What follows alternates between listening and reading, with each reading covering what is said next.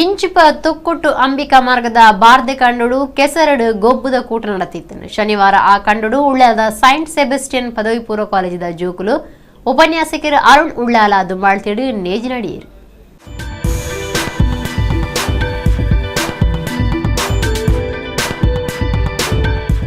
ಶಾಲೆ ಕಾಲೇಜ್ ಜೋಕ್ಲೆಗ್ ಬರವುದು ಒಟ್ಟುಕು ನಮ್ಮ ಬೆನ್ನಿ ಸಾಗೋರಿದ ಬಗೆಟ್ಲ ಉಮೇದು ಮೂಡು ನಂಚ ಮಲ್ಪನ ಕೆಲಸ ಅವಳು ನಡೆಸೋದೈತಿದೆ.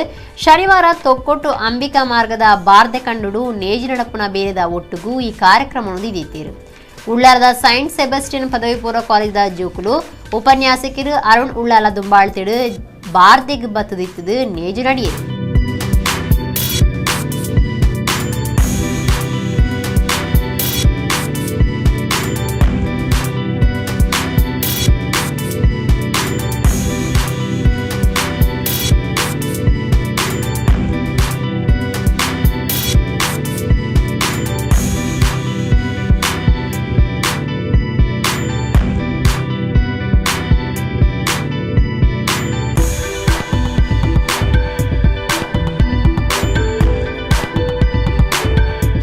ಸಾಮಾಜಿಕ ಧಾರ್ಮಿಕ ಸಂಘಟಕರು ನಾರಾಯಣ ಕುಂಪಲ ಈ ಬಗೆಟ್ ಸುದ್ದಿಗಾರರ ಪಾತಿರ್ದು ನಮ್ಮ ಬೆನ್ನಿ ಸಾಗೋಲಿ ಬಗೆಟ್ ದುಂಬಗ್ ಪಾಠ ಬೂಕು ಅದು ಬರಡು ವಾ ಸಾಫ್ಟ್ವೇರ್ ತಂತ್ರಜ್ಞಾನೋಡ್ಲ ಇಂಚಿನ ಸಾಧ್ಯ ಇಜ್ಜಿ ಅರೆ ಉತ್ಪತ್ತಿ ಕಂಡೋಡ್ದೆ ಆವಡು ಒಂದು ಪಂಡೇರು ಒಂದೊಂಜಿ ಪಠ್ಯ ಪುಸ್ತಕಕ್ಕೂ ಪಾಠ ಅದು ಬರೋಡು ದಯಪನ್ನಗ ನಮಕ್ ಊರೆಲ್ಲ ತಿಕ್ಕೊಂಡು ಬಂಜಿಗಿರಡ್ಡು ಗಂಜಿ ಬೋರ್ಡು ನನಗ ಒಂದು ಕಂಡೋಡು ಆದಾವಡು ಅಂಚಿನೇನು ನಮ್ಮ ವಾ ಇಂಟರ್ನೆಟ್ ಆವಡು ಅತನ ಮೊಬೈಲ್ ಅತನ ಸಾಫ್ಟ್ವೇರ್ ತಂತ್ರಜ್ಞಾನೋಡು ಮನ್ಪೇರ ಸಾಧ್ಯ ಇಜ್ಜಿ ಅವಿನ ಕಂಡೊಡೆ ಉತ್ಪತ್ತಿ ಮನ್ಪಡತ್ತಂದೆ ಬೇತೆ ಪರ್ಯಾಯ ವ್ಯವಸ್ಥೆ ಇಜ್ಜಿ.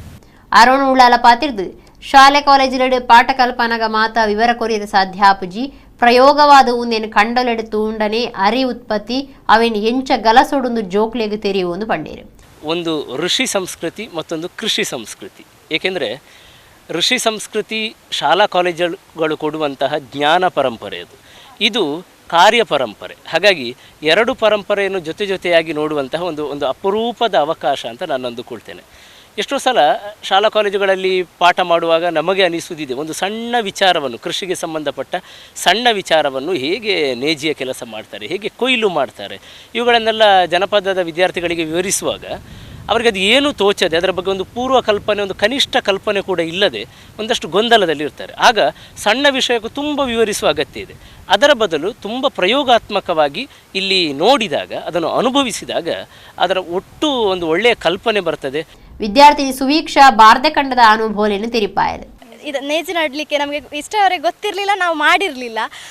ಹಾಗಾಗಿ ಈ ಸಲ ಈ ವರ್ಷ ಯಾರಿಗೂ ನಮ್ಮ ಬ್ಯಾಚ್ ಇದಕ್ಕಿಂತ ಮುಂಚೆ ಹೋದಂಥ ಬ್ಯಾಚಿಗೆ ಈ ಅವಕಾಶ ಸಿಕ್ಕಿರಲಿಲ್ಲ ಅಂತೆ. ಹಾಗಾಗಿ ನಮಗೆ ಸಿಕ್ಕಿದೆ, ಅದು ನಮ್ಮ ಪುಣ್ಯ ಅಂತ ಹೇಳ್ಬೋದು. ಇಂಥ ಅವಕಾಶ ಮುಂದೆ ಈಗ ಸಿಕ್ತುಂಟು. NCC ಅಂಥ ಕ್ಯಾಂಪ್ಗಳಲ್ಲೆಲ್ಲ ಸೇರಿಕೊಂಡು ಅಂಥ ಮಕ್ಕಳಿಗೆಲ್ಲ ಸಿಕ್ತುಂಟು ಈಗ.